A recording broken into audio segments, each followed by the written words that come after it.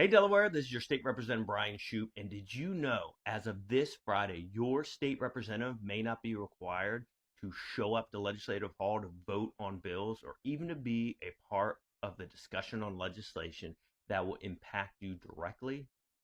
So, next Thursday, we will have a special session to discuss decoupling from federal tax incentives.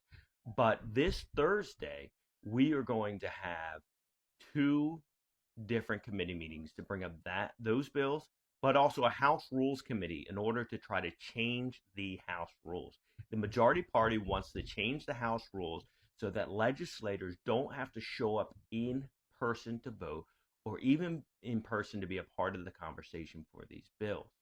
Now, we as legislators are elected and hired and paid to be in legislative hall to not only hear from you, to be an office where you can come physically and talk with us, but also to look at legislation, to discuss legislation with each other, and to pass or not pass legislation, to have our vote in person there. This change of rules would allow for representatives to not even show up at the building to vote on laws that directly impact you.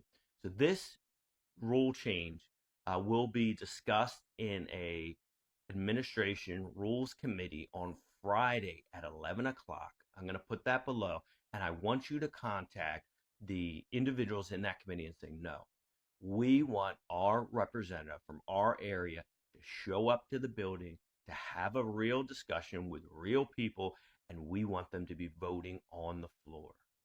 So the people in this committee, the representatives in this committee, will be the Speaker of the House Majority Leader, and the House Majority Whip, along with the Minority Leader of the House and the Minority Whip as well. I'll put all their information below, but it is time that we stand up and say we want our individuals that we elected and hired and pay to be in the building.